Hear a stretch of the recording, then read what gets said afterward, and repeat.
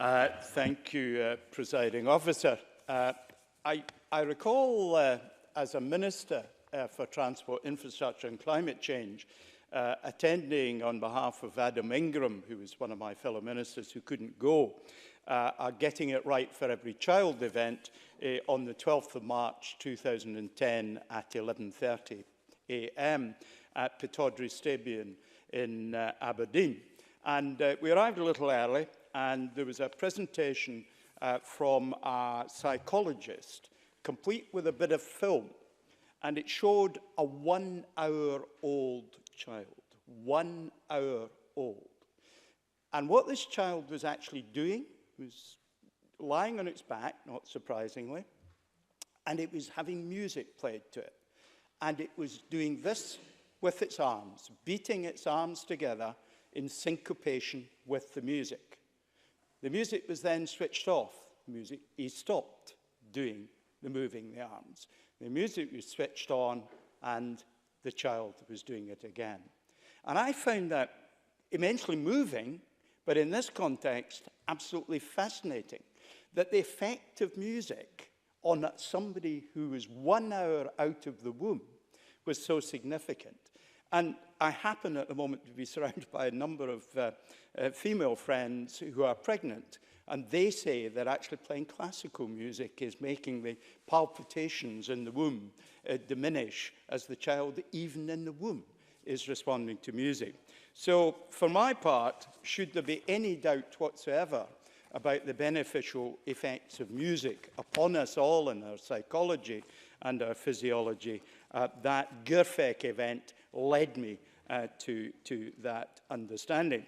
I'm kind of with Ross Greer and with Tavish Scott in that my musical competence could barely be described as limited.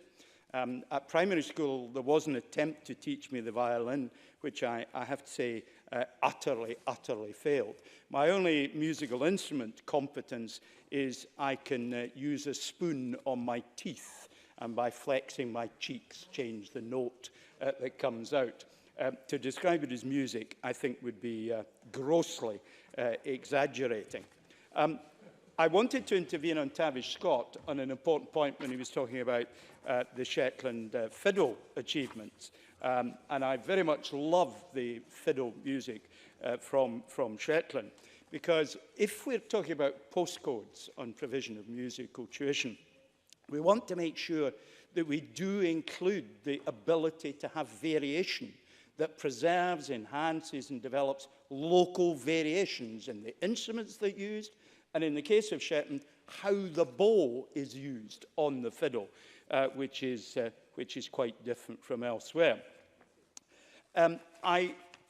I think I've got a love of music. I suppose, in part, very significant part of my life was that my very first date with the person who this year will have been married to me for 50 years was I suggested we go to the Dubliners concert in the Music Hall in Aberdeen in 1966. It may have been the first time she had 7 drunken nights, but it was not the first time to which I've been exposed to the same as a student. Today, at the moment, I find myself greatly enamoured by 3 Québécois groups, Soldat Louis, Salome Leclerc, and Vent du Nord, who have a range of instruments they play. And one of them they play that I could just about deal with, Vent du Nord, is the Jaws harp, where you stick this little bit of metal in here and you ping the metal there, and that might be something I could do. I think, too, if you examine with a very powerful magnifying glass the cover of one of the 12-inch LPs that we have at home of the Corries, you will see among the approximately 1,000 people that are probably in the photograph, there we are sitting in the front row. So music's been a very important part. Incidentally, the Dubliners, of course, one of the reasons they came to fame was through a guy called Rohan O'Rahilly, who was an Irishman, not too surprisingly, but was actually the founder and owner of Pirate Radio Caroline. And they were immensely popular radio station that played the Dubliners in enormous amount indeed. Now, Presiding Officer, I've very much enjoyed reading the committee's report.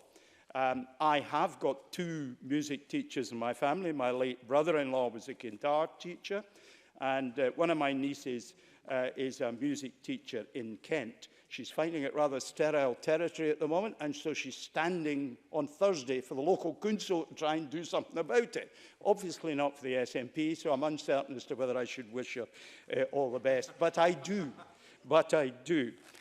Let me just close by saying my favourite piece of classical music is Gustav Holst's The Planets, and I think it's absolutely opposite to the debate today. The people who've spoken in the debate, perhaps Rachel Hamilton, is Mars, the bringer of war, whereas Jenny Gilruth is Venus, the bringer of peace. I, for my part, of course, am clearly Saturn, the bringer of old age, but the Deputy First Minister and Education Secretary has to be Uranus, the magician.